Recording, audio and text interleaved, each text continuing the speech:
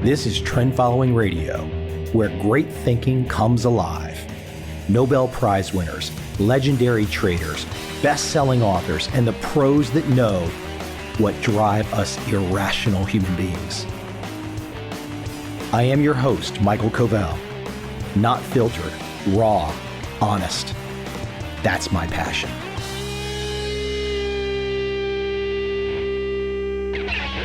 A repeat guest today, Steven Kotler, the flow state guy, the peak performance guy.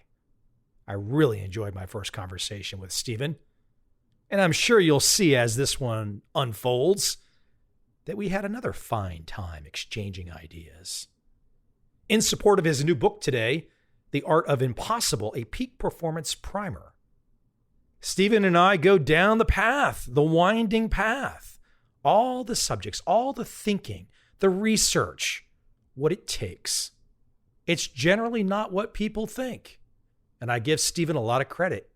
He's one of those guys that goes out there, does the hard work, does the research, digs under every stone to find those insights, to save us all a little bit of time, to give us that aha moment, to hopefully get us to our own flow state, to hopefully get us to a peak performance state. Without any further delay, let's jump right in with my guest today, best-selling author, peak performance expert, Steven Kotler.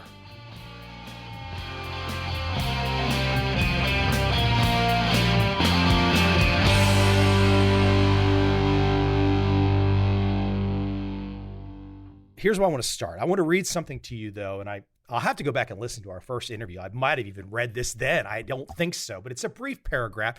It's from an investor named Jim Rogers, quite famous. He moved his family to Singapore to teach his kids Mandarin years ago, but he's got this quote, and I put it in my book years back. Almost, 16 years ago. But I love this quote, and I think, and I'll let you pick it apart if you don't like it, but I think it gets at much of where your world goes today. Anyways, Rogers says this. He says, most of us don't have the discipline to stay focused on a single goal for 5, 10, or 20 years, giving up everything to bring it off.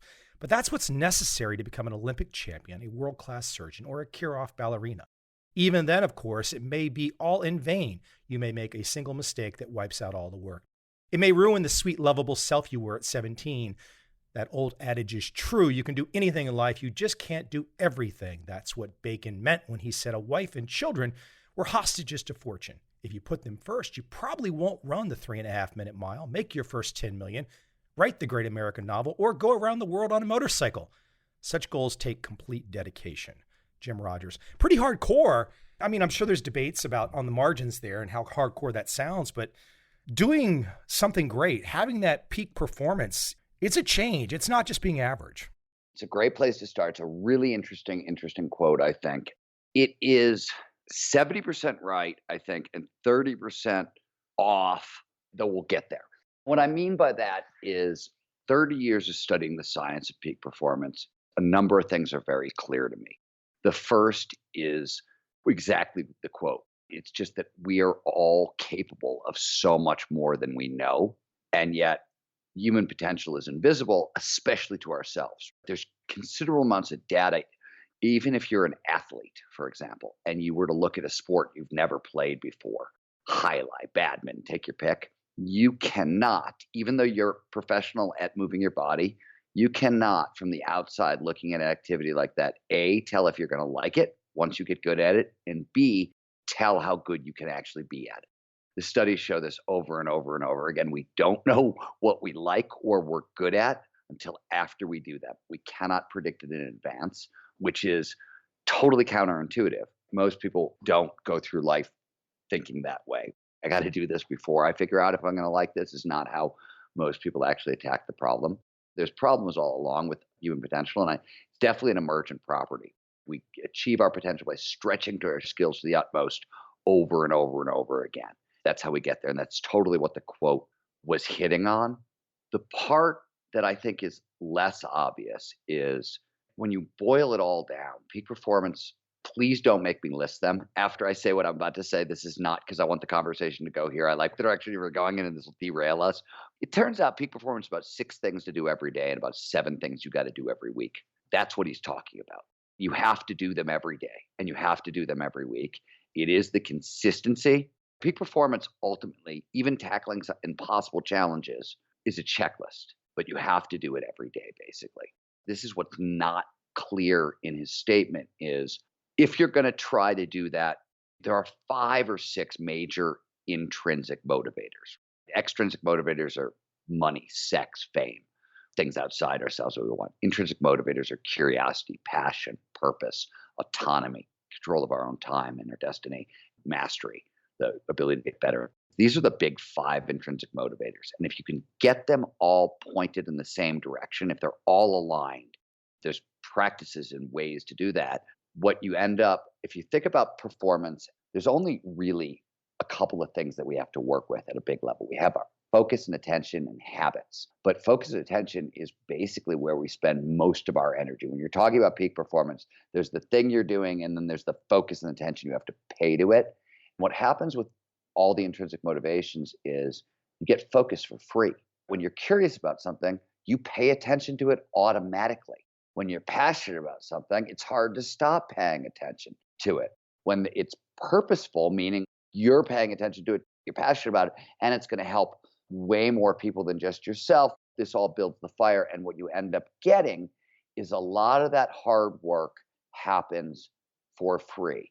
Or if I were to put it in a much more concrete term, and this is something I talk about in the book, I have written every morning for the past 30 years. I get up at 4 a.m. I've seen the sunrise pretty much every day for the past 30 years. Occasionally, if I'm traveling, this is not the case, but I write from 4 to 8 a.m. minimum. Often I'll write way longer, but that's the minimum I'm going to put in. People hear that and they think, oh my God, that sounds so gritty. And I'm like, no, actually, I love writing. I'm super passionate about it. And the only grit I need is for the first 20 seconds. Sitting down, opening the document, leaning in and going, oh, fuck, this is going to take work. It sucks as much as it sucks for anybody else. But 20 seconds in, I'm focused and I'm in. That's the end of it. Yeah, what people don't realize when you say that, and I'm putting words in your mouth, you can correct me if these are the wrong words. When you sit down for that moment and you get into that state, and we will discuss exactly what that state is here in the not too distant future, but when you get into that state, you might as well be having sex. Well, actually, neurochemically, yes. I actually think it's better than sex. It's funny because people rate flow, which is what we're talking about, their favorite experience on the planet. We rate it higher than sex. We rate it higher than drugs. We rate it higher than anything, which is interesting.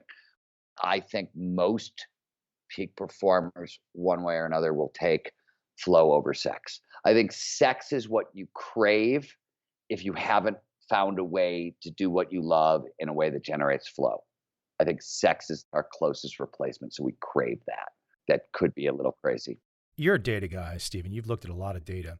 I write too. This year I've been working on a screenplay project, and during the year of COVID, I would lose 10, 12 hours a day, and time would go by and I'd feel like a snap of my fingers. I loved every minute of it. But I wonder sometimes, unless I'm talking to someone like you or some of the accomplished people on my podcast, I don't get a chance to share it with people that seem to understand this idea of flow. I don't want to go too linear in all the topics. I want to jump back to motivation in a second, but while we're at flow, we might as well stay there. I wonder how many people actually get a chance in their life when they wake up and they say, okay, I'm going to go K through 12. I'm going to follow the rules. Then I'm going to go to college. I'm going to follow the rules. I'm going to get out. Now I've got a job. I'm working for the man. Now I'm doing social media. Now I'm going out and I'm getting drunk and I'm posting pictures of me and my friends on social media. I wake up one day, now I'm age 50. I'm still posting the same pictures. I just wonder, for so many folks, where the hell do they find the flow state ever? There's a bunch of misconceptions in what you just said, and there's a bunch of accuracy. Let's start simple. Anybody who doesn't know what flow is, optimal state of consciousness where we feel our best and we perform our best. And it's those moments of rapt attention, total absorption, like the writing moments we were talking about, where you get so focused on what you're doing that everything else just seems to disappear, including your ability to track the perception of time. That's why 10 hours went by for you in a snap, et cetera, et cetera. In this state, all aspects of performance, both mental and physical, go through the roof. The uptick is enormous. Quite simply, flow is how evolution shaped every human being to perform at their best. So the state is universal. It's not a question of, are there people out there who can't get into flow? There may be a handful of people born without the right neurochemistry for it, but it appears to be fairly well conserved in mammals. Dogs get into flow, horses get into flow. It goes older into the chain, so it's pretty basic. To clarify, I didn't mean to imply that everyone can't get there. I just think sometimes people go through their life and don't get there. Let me add one thing into this, and then I'll explain why you feel that way in a sense, and you'll get it in a second. Flow is a spectrum experience, and that's where the confusion lies in your statement. There are 6 core characteristics of flow. When psychologists define flow, they say, oh, it shows up if there's complete concentration in the present moment, time passes strangely, your sense of self vanishes, a couple other things happen. These are all correlated to neurobiological changes that we now understand, but that's how we measure flow. If these 6 characteristics show up, you're in a flow state. If they show up and they're tuned very softly, like they're dialed up to 1 or 2, this is microflow. Microflow is very, very common, meaning it's been estimated that people spend 5 to 15% of their work life in microflow, often without even realizing that's what's going on. One of the most common examples is what's known as interpersonal flow. This is flow can be individual, or you can have shared collective versions, group flow, that sort of thing. And interpersonal flow is me and you in a great conversation, and we lose track of time, get super swallowed up in the conversation. The ideas are kind of flying off the walls. That's interpersonal flow. Those kinds of situations between middle managers and conversation at work, one of those common flow experiences on the planet. Microflow is extremely common. Macroflow, what you're talking about when you take all 6 of those characteristics and they're turned up to 10, you got to remember that until 1950s, most people thought macroflow was a religious or spiritual, depending on where you experience, meaning like only showed up in spiritual religious communities until Abraham Maslow found it in a huge study set filled with atheists. Suddenly we were like, oh, not just a spiritual experience, you can have it all over the place.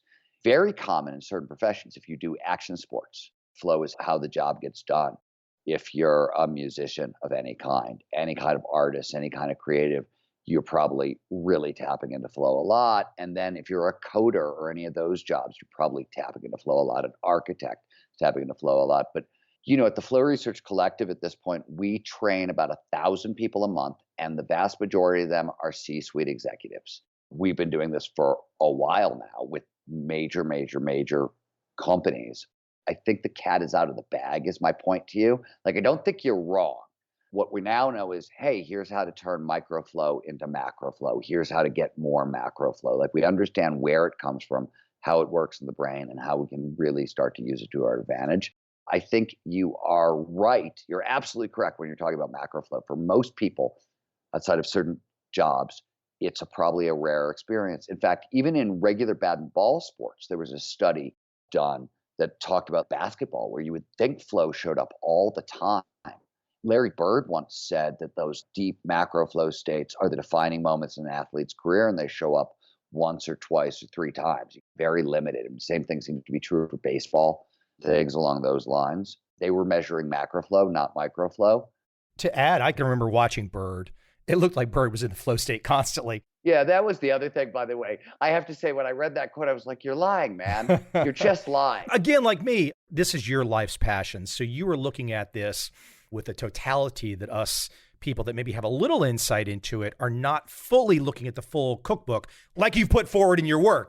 That's, by the way, one of the reasons I think are impossible, because it's the first time I've written a how-to about flow. Art Impossible is a big, thick book, but it's also a how-to. By the way, as a writer, don't ever try to write a big, thick book and a how-to book combined. It's the hardest, most ridiculous thing you could do. This is the second time I've tried it. I did it in bold. It was an ass-kicking then, and it's an ass-kicking this time to get it right. But to do it, I'm guessing when you sat down to do this book, you say it's hard. Okay, I get it. But when you sat down to do it, I'm guessing you kind of knew the big button issues that you wanted to touch on, and you probably had some kind of a moment where before you even started writing, you kind of knew what it was going to be. First of all, I'm a big believer, especially as a writer, but I think that our brain works very, very well if you understand your starts, like where you're starting from and where you're going, your endings. What our brain does at a really foundational level is pattern recognition. It links ideas together. If you've got a really clear map A to Z of what you want to do in a book, your brain will do a lot of the hard work for you. So I always come in with a map. The times that I didn't have a map were my first 3 books. The first one took 11 years to write, and the next 2 are in drawers. You know what I mean? And there are 12 more after that. I've learned the lesson of outlining and knowing exactly sort of where I'm going. The path meanders for sure. You are right about this one. This one sort of snapped together because peak performance is nothing more than getting your biology to work for you rather than against you. Lots of people have written excellent books about parts of this habit or focus, Grit. gratitude or grit. Great books on these subjects. But what nobody's done is put them all together and say, hey, wait a minute, all of these things, yes, but they work in a particular way, in a particular sequence, in a particular system, and they're not nearly as overwhelming in their execution. You could wrap your head around exactly, here's how you utilize this stuff pretty well. My point on that is your biology only goes certain places. I knew the book had to start with motivation because that's the energy that gets you into the system. You need grit after you get there because that's how you keep going.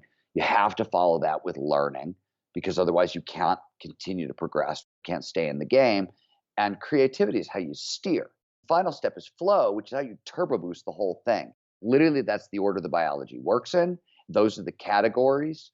You do a great job of taking, as you mentioned, other great books, big ideas, and synthesizing them all together because they do, look, as a fellow author, I've seen many of these subjects and topics too. And as a fellow author who's thought about these types of books and potentially branching off and doing one, I have to be a little bit jealous because I realize it's kind of like, makes a lot of sense. I'm not going to say it's a no-brainer, but these things all do exist together. They do exist in a way that you've imagined them in an order. Because, for example, I get into the flow state every day because I've already got the motivation. I don't think about the motivation anymore. But if I have to go back in time, well, I didn't just start with the flow state. There is this progression that we don't necessarily think about. I want you to kind of unpack this some with me. If we get to motivation, and I make casual observations of people and maybe more serious observations of people, curiosity to me, and I don't know where your research and the data shows or what it shows, but it seems like curiosity is not something that's celebrated enough. We can go through school and most kids like me raise their hand because the teacher has just said some dogma that has not been backed up. So a curious kid raises their hand and says, well, come on, put it on the table. I mean, tell me what's going on here. Don't just bullshit me. And then you get smacked down. So that kid immediately stops trusting that particular educational system. And that kid starts to go through life looking for the alternatives. Then that kid gets older and he meets a Steven Kotler and he starts saying, oh, that's the stuff that I wanted to hear when I was 16. Why did they keep that stuff away from me? By the way, where does a book like this come from, where it's a 30-year research project? It's an example of exactly the quote that you opened the podcast with, and maybe that's what you had in mind. Somewhere along the line was a pissed off kid because he didn't get the instruction book. I had big dreams and no instruction book. And I was a weird kid in Cleveland, Ohio in the 70s. At some point in time, you also realized there is no instruction book almost. I have to tell you, I always say I'm a very slow learner. There is nothing here I will not eventually learn the hard way. It took me a really long time to actually start to figure that out at a deep level. I really did. I still think almost into my 20s, I was sort of waiting for somebody to tap me on the shoulder and be like, hey, psst, dude, here's the How to Be an Adult Handbook. And I still feel that way. Margaret Atwood once said, every day I know as an adult, I'm just in disguise. Boy, do I feel that way every morning. Right. Yeah. Who doesn't like talking to you? Do people get angry with you? Do you get some people that want to talk to you and get angry? That's a funny story. There was the guy, can't remember his name, who invented schlock radio. He's a New York City DJ. Howard Stern? No, it's pre-Stern. Okay. He's been relegated to like the late night 11 o'clock slot. My second book comes out, and it's West of Jesus. Now, the book is about the neuroscience of mystical experience. It doesn't make a comment one way or another about, is there a God? Is there not a God? What I've always said is, you can look at all the neuroscience and go, wow, we can now explain 90% of spiritual phenomenon with neurobiology, and that is true. one of my great mentors, Dr. Andrew Newberg, who helped pioneer this work. And that's right where I came into neuroscience, was this work. And we can now diagnose it. But is it proof that God exists or God doesn't exist? I don't have a clue. If God does exist, all it says is God works through biology.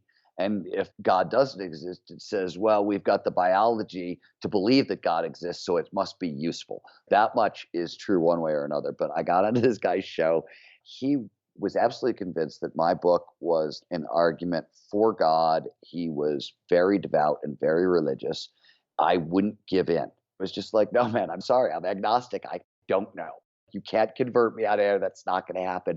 But you have to understand, this dude is 60 years old, wearing sunglasses in a radio studio at midnight with his hair slicked back. And I'm like, what the hell is going on? And he starts getting madder and madder and madder at me because I don't believe in God. So there is one guy I can point to and say he had a really, really bad time. He threw me out of the studio in the middle of the interview, kicked me out of the studio in the middle of the interview. It was like one of my first book tours. I was like, is this what book tour is like? It's fucking weird. But if I keep it at that, if I bring it back to the curiosity part, though.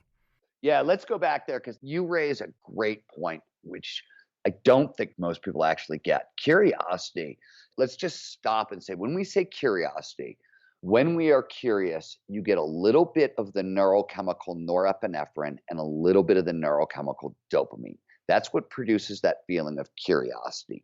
Dopamine is feel-good juice. It's internal, one of our principal reward chemicals. It feels incredibly good. If you turn up the juice on dopamine and norepinephrine, you get passion, which is romantic love. Think about how good it feels when you fall in love with somebody, and then dial that down and you get curiosity. As a motivator, I think it's the basic fuel.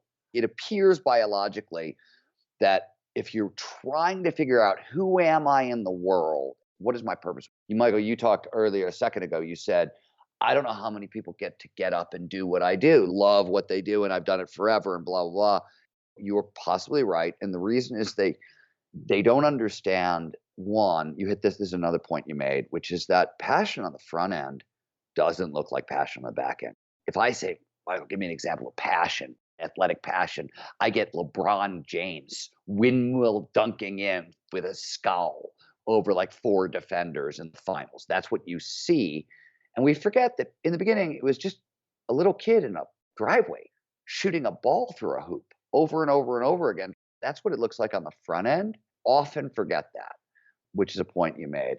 That little kid keeps getting better and better and better and seeing better and better. But that little kid started with curiosity. Wow, this is kind of cool. Look at this hoop. Look at those guys on TV do this. I wonder if I can do this. You find the intersection of multiple curiosities. That's passion. Neurochemically, neurobiologically, that's passion. And that is why people miss it, because going from curiosity to passion and passion to purpose is a voyage of self-discovery. But it's meant to be ordered in that way. Look at the intersections of your curiosities and find a place where they intersect and play there for a while. Does it intersect with another curiosity? That's how you slowly start to build passion and purpose. And that's how you wake up in the morning and love what you do.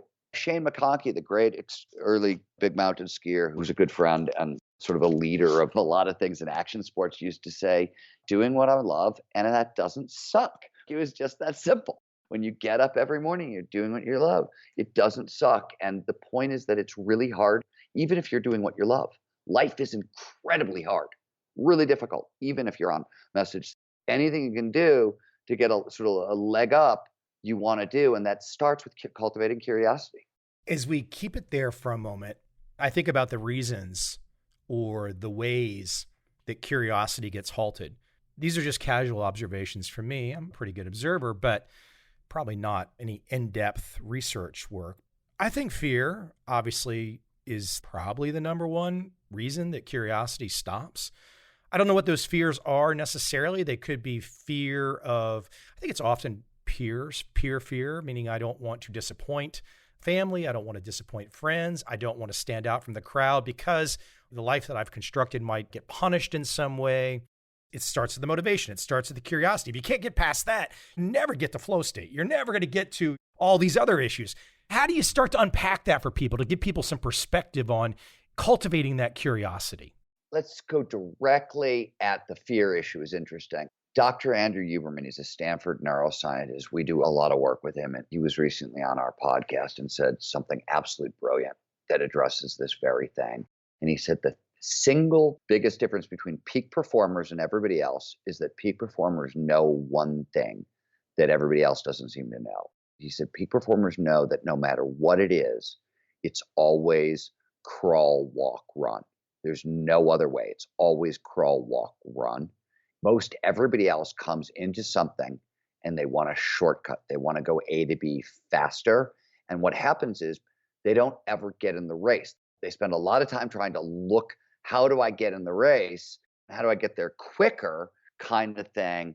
Peak performers just go, look, man, crawl, walk, run. There's no other way. It's how everybody does it. I'm not going to waste any time with the fear, with the bad emotions, with the whatever, because they understand that learning is an invisible process. And our experience of learning is you are bad until you are better. And that's just what it is. There's no way around it. You suck, you suck, you suck, you suck, you suck. And oh my God, did I finally do that? God, that's great. That's just awesome. That's the freaking experience. And the reason it's that experience is learning is your adaptive unconscious figuring out how to do something so you no longer have to think about it. Because as anybody who's hit a golf ball or a tennis ball or do anything athletic, you can't think your way through emotion. You'll screw it up. Doesn't work. You have to automatize the action. Same thing with anything you're doing. Why can I write for 4 hours every day? Because I've automatized the writing. I sit down most days, it's 4 o'clock in the morning, and I'm like, fuck, coffee's not ready yet and I got to work. Okay. This sucks, whatever, do it. Some days I'm super excited about where I left the writing off, but most days it's just I got to do heavy lifting and it sucks like it does for everybody. The difference is I just know that it's going to only suck for 15 seconds because I did all the work. Otherwise, okay, I could take 15 seconds to suck every morning, whatever. What I love about your work, for a guy like me who did not have this cookbook, who did not have this primer, this guide, all these things condensed into one book, like you kind of said about yourself, I've kind of gone a lot of meandering paths and I just kind of pound it out, and you eventually get there. I just want to share with you some really quick examples of my last 25 years because I feel like each one of these things have been very different and I've had to go this crawl, walk, run path on each one. But each time I didn't think I was necessarily going to have to do because I thought, well, they would help on each one. Oh, yeah. By the way, I'm so with you on that. Let's just pause to appreciate the fact that it doesn't matter. I think, okay, I'm best in the world at X, Y, and Z, or at least in my mind, I'm best in class at these things. So when I step into this thing, I got this. No, man. And by the way, it's true. A couple of years ago, I wanted to understand corporate social responsibility from the inside. So I took a job with Burt's Bees to write their corporate social responsibility report because I do a lot of environmental work and I write about these topics that are important to me. And I want to see, here's a company trying to hit a triple bottom line. Let's see what it looks like on the ground. I think I'd been nominated for a Pulitzer by that time. I'd written 3 or 4 bestsellers. I stepped into corporate social responsibility writing. I was a 2-year-old. I didn't know what the hell I was doing. I had to crawl, walk, run on the job. Not pleasant. Even when you think you've got it, you don't have it. I'll give the example. So in 1996, I had no idea how to code web pages, and it was crawling for years until eventually I could do my own stuff, which became a blog. And then eventually, 8 years later, I decided, oh gosh, this blog's kind of cool. Let's do a book. Okay, writing a blog for 8 years doesn't mean you can write a book. Start crawling again, the book. Then a couple of years later, I get this opportunity to direct a documentary film. I think, oh, I know something about content. That's going to be easy to direct. No, I spent 3 years upside down doing all kinds of things, right? And then eventually, I start doing a podcast. It's a whole different skill set. The last 2 years, I figured, well, I've got all these experiences, all this perspective. I've been writing for a long time. I'm going to do a screenplay. Oh my God, there's nothing about writing a book and a screenplay that are connected in any way, shape, or form. Each one of these things is crawl, rock, run. By the way, you're going to go, this is so true, Steven. Take it one step out. The experience of trying to promote any of those things. If you think because you know how to talk in a conversation, you can do television or radio or even a podcast, you're so sorely mistaken. I got my ass kicked on national television for a decade until I figured it out. I got my ass kicked on radio. Finally, I called in professionally. I called my friend Poe Bronson years ago, and I was like, Poe, I keep getting my ass kicked on the radio. What do you do? How do you do that? You stop thinking. What he said to me is, he said, look, on most mediums, but radio, these numbers are actually true. They're halved on television, but on radio, attention is bought 30 seconds at a time. He said, so what you have to do is whatever questions, he said, write up a frequently asked questions for whatever you're promoting. I do this with anything. I've got one literally sitting in front of me for my new book that we're talking about right now. And it's got 30-second, 60-second, and 2-minute answers for all the core subjects here. Podcast that we can talk forever, but it's so I can practice for radio and television because that's coming in a couple of months. At the rate we're going, I think this medium is going to win in many ways. People love the long form. They want to hear you talk. They want to hear somebody push at you. They don't want to hear the CBS morning show 1-minute soundbite.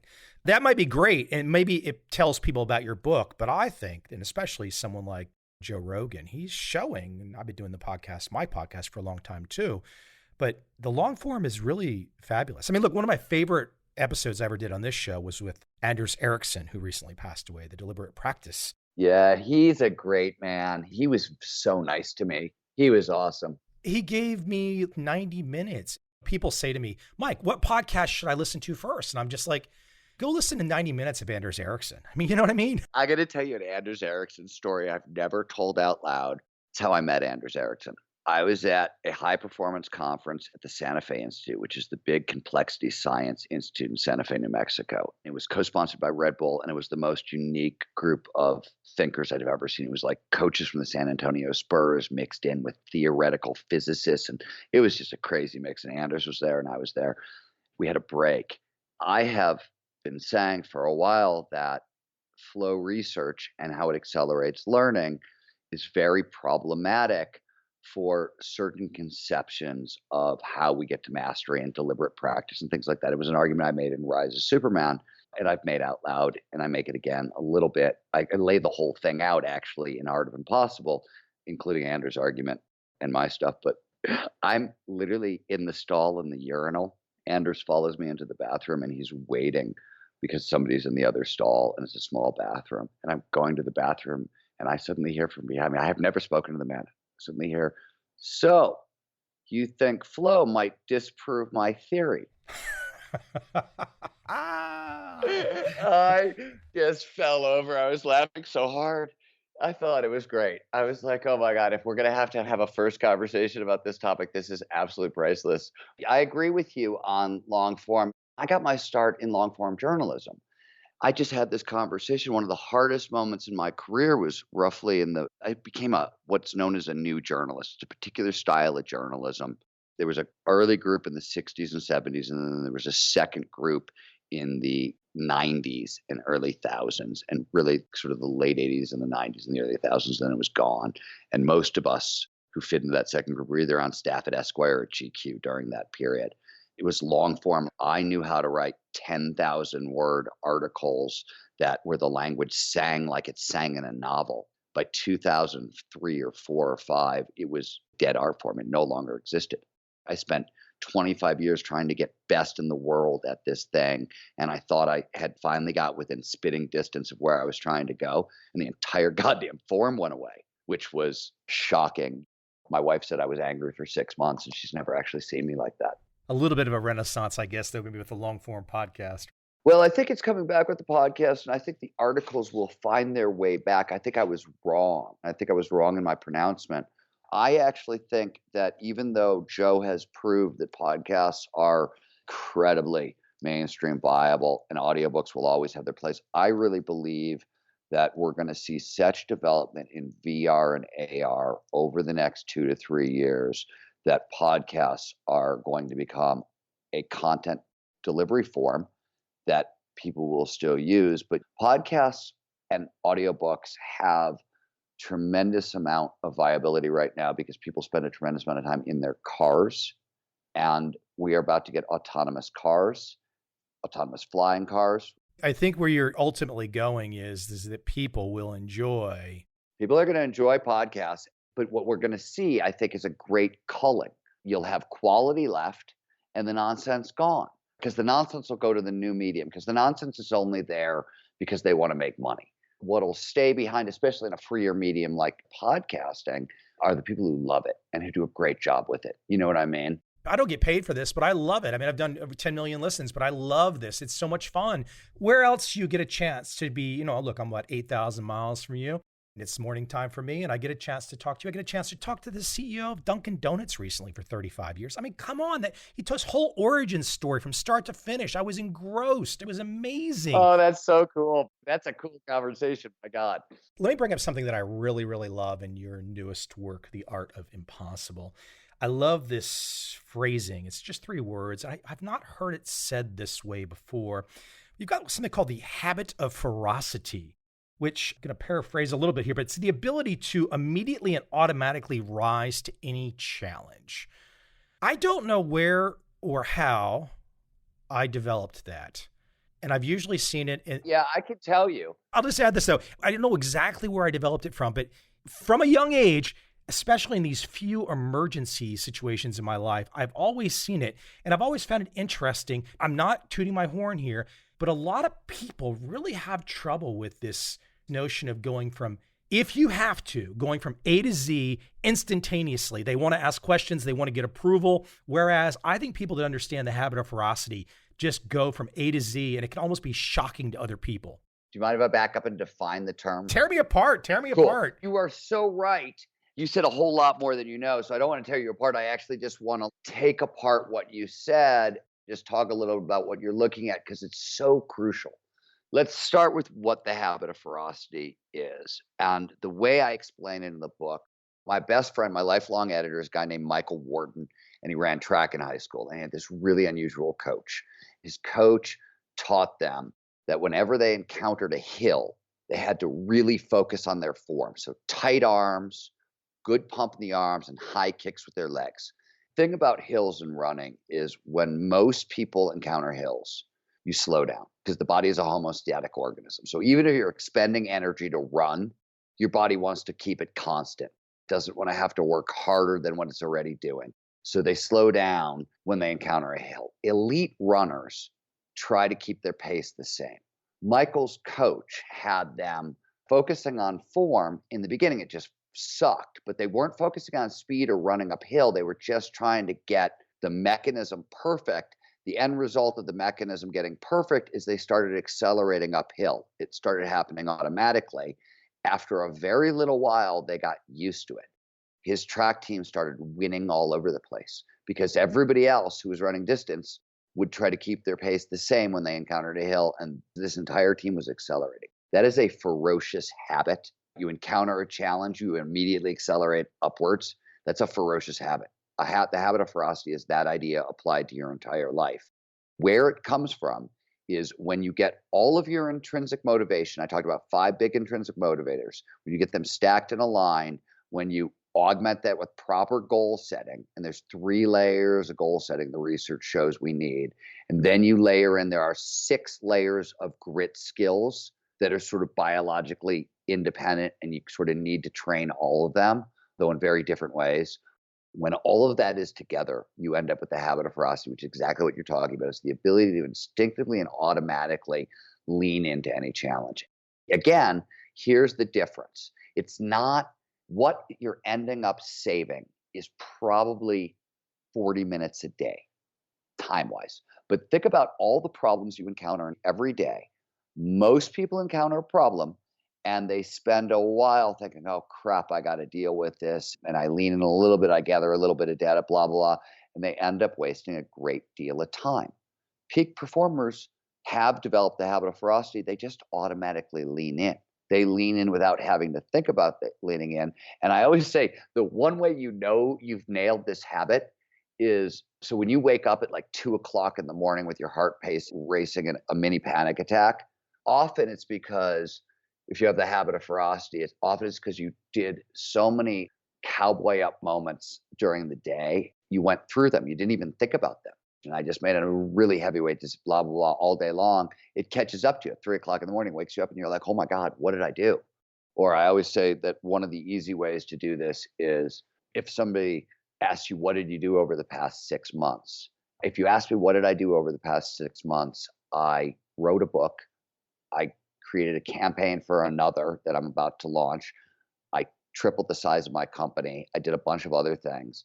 10, 20 years ago, if I would have done one of those things in a year or two, it would have been a freaking miracle. Now I'm doing 6 of them in 6 to 8 months. That's what happens when you have the habit of ferocity over time. That's what it looks like over time. It's 20 minutes a day that I'm saving, and I'm adding a lot of momentum to it. That's what it adds up to. That's sort of the point. Even though my mind and this conversation, I've led you across the landscape and perhaps what some people might think is not an ordered direction. Well, of course it's not ordered. This is kind of a philosophical, big picture conversation just to bring out ideas and concepts. But I want to remind people that for your book, it really is formulaic. It really is an ordered direction. It is a very linear book that you've put together. It's not something where you're just kind of off in the clouds. It's not that. I mean, that's where the book came from. It was the shocking realization that when you actually start with the big picture framework of the neurobiology, if you just assume peak performance is the brain doing certain things and the body doing certain things, and you figure out what those things are, that was where the quest started. Once you start looking at it, one easy way to think about it is flow is optimal in performance. It was designed by evolution to optimize performance. So what does flow optimize? What do you get more of when you're in flow? Motivation, productivity, learning, creativity, a little bit of empathy, kind of perspective taking, and ecological awareness, collaboration, cooperation. There's a limited skill set. It's the entire peak performance menu. That's it. Evolution designed flow to optimize human performance. So it optimizes the entire suite. That's the fixed biology of it. And when you actually kind of look under the hood, you're like, oh, wow, it's 5 or 6 things that if you can sort of get working correctly in this sequence, you get really far. Let me throw out just really quickly, I'll take 30 seconds, but I want to just touch on some words because people have seen these. We kind of hinted at the beginning, we talked about in this conversation, but some of these words make up entire books. You've brought all of these different words that I'm about to rattle off under one hood, so to speak.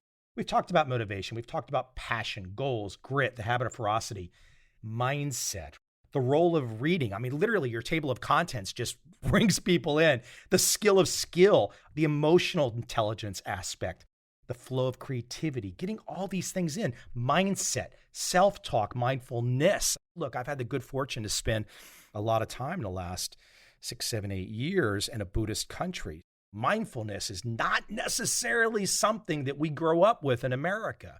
In other parts of the world is something that they really, really focus on.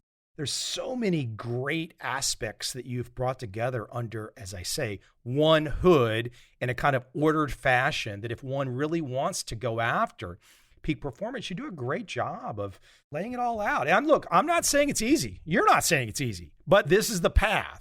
The thing about it is you have to get up, you have to do the work, and you can't really care how it feels.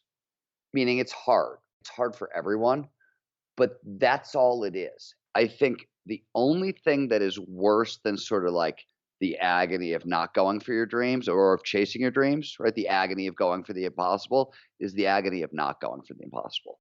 And what I mean by this is, and you'll get this immediately, we've been talking a lot about the motivation stack: curiosity, autonomy, mastery, passion, purpose. There are, depending on whose list you go by, roughly 8 major known causes of depression, 2 of which are genetics and trauma. The other 6 major causes of depression and anxiety are all about not lining up your intrinsic motivators, not having curiosity, passion, purpose, not tapping into flow. Literally, we are designed for peak performance. And when you get the biology really wrong, you get anxiety and depression. In a weird way, I think why are we seeing so much anxiety and depression on the rise is some of it's due to our technology, some of it's just due to where the culture is at. We've gotten sideways on a lot of that stuff. And I think we're paying the penalty in anxiety and depression. If I take it back in time, I've had a psychologist on the podcast named Alison Gopnik. Oh, she's amazing. Yeah, yeah. And, She is absolutely amazing. I take it back to some of her work in the sense of where does all of this kind of go wrong for us? She makes the case with the children that the children just kind of follow and they go along.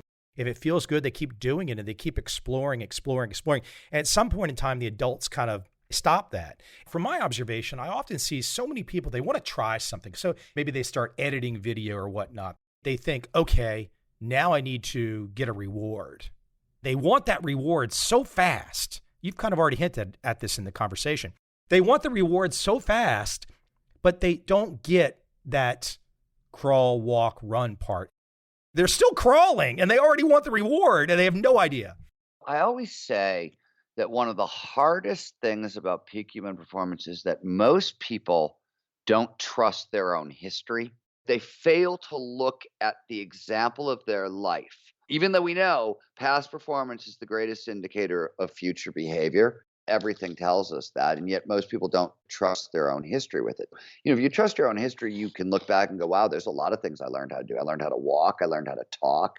I learned blah, blah, blah. Like you can look for proof of, hey, I can turn curiosity into skills. All that stuff exists in our life. And I think it exists for the stuff you're talking about as well.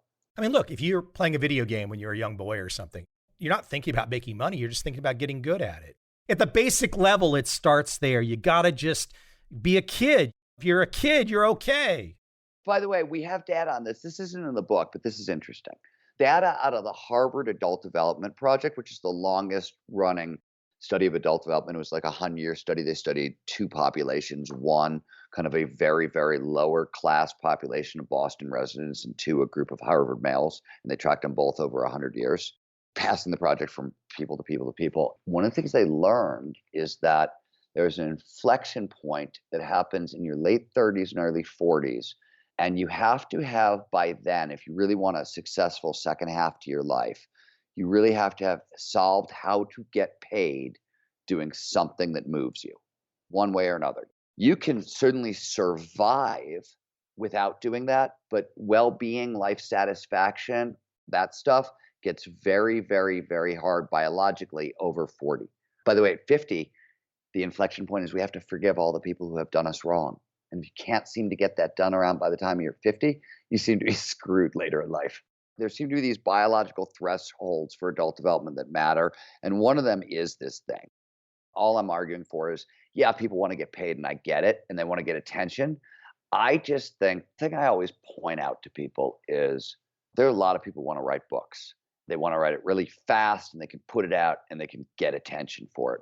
This is a really great example. And I see it with a lot of thought leaders, smart people, charismatic people who have great ideas and they want to write a book and they want to do a book in like 3 months, put it out into the market. What I always point out is I'm like, guys, it's a crowded marketplace. You're competing with guys like me. When I go to book launch, I'm launching in January. My publisher is launching 15, 16 other titles in January that I'm competing against. And there are 37 other publishers doing the same. I look at who's my competition. I think when people want the quick fix of the money or the attention, they don't realize, I mean, maybe you can make a quick splash, but if you want the money to last over time, quality is the only metric that actually endures and matters. You've got to write something that you want to read, that you're proud of. Kevin Kelly always says, never write a book that anyone else can write. And I think it's the greatest advice. Meaning, if somebody else can write the book, he's like, when I'm considering an idea and I'm like, oh shit, somebody else could write that book, I'm relieved. And I understand exactly where he's coming from as a guy who's written a lot of books. When I'm like, oh, I don't actually have to do that one. Oh, thank God. As Norman Mailer pointed out, all my books killed me a little more. You can imagine doing this podcast. I see a lot of business books of a lot of very smart people, and they'll have a great idea. But ultimately, they should not be writing a book. They should have a great conversation about their great idea, and they can educate us all. But I got to tell you, there are way too many books out there that are 250 pages that are one sentence. Well, yeah, most people don't get a TED Talk is not smart. That is not what smart people sound like. That's not what they talk like. That's theater. It's 20 minutes of theater. It's meant to tickle your curiosity. If you think a TED Talk is teaching you anything, you're high. It's crazy. That's just theater. It's meant to ignite a little bit of curiosity. Actual learning is deep and much beneath that. I just think it goes across the board. But I want to go back to where you started, because this is the thing that I think is just sort of important about the satisfaction. The joy has to come. The real win is when you write 1,000 words a day and that's all you care about. I don't care about what happens when my books come out in the world. I mean, I'll do the work, the marketing and all that stuff because that's part of the job. But once my editor tells me they're happy and it's done, I'm done with that relationship. I'm on to the next project. I don't think about any of that stuff at all. I'm in it for the chance to put words together in a straight line. That's the joy.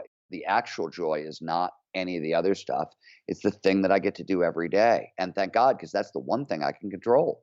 Nobody will ever understand how much time you spend looking at one particular sentence and the 20 ways that you could write it and why that feels good to you.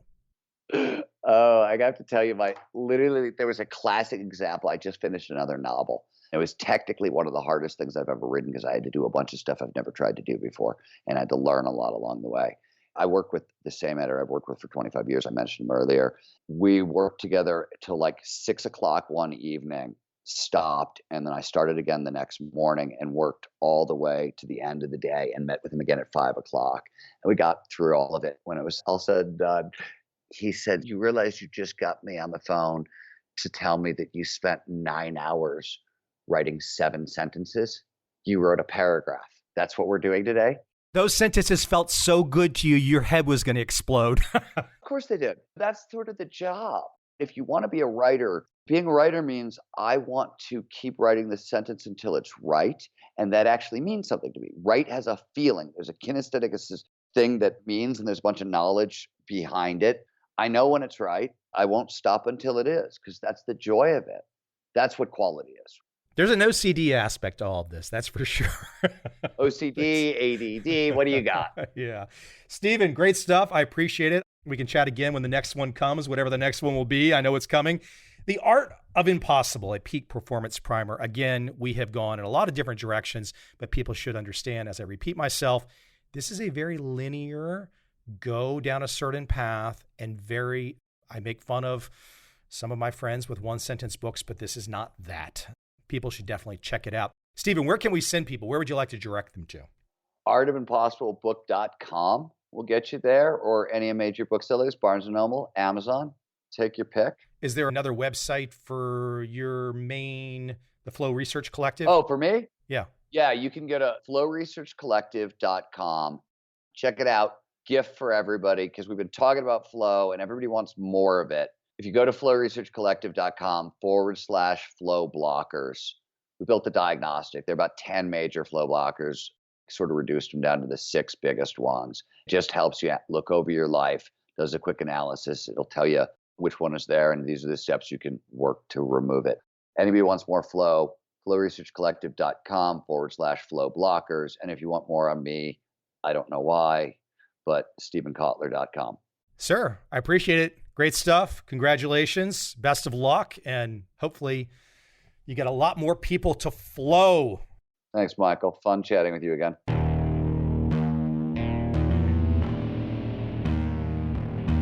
I see a time when those awake will understand how to make money in up, down, and surprise markets. Whether new trader or experienced, college student or financial advisor, protecting against a crash or just trying to make a lot of money, trend following offers everyone an answer in uncertain times. To get started immediately, send me an email, michael@covel.com. I will send you the right trend following steps to take along with my free video. But if you want to buy and hold, trust the government and trust Wall Street, this is absolutely not for you.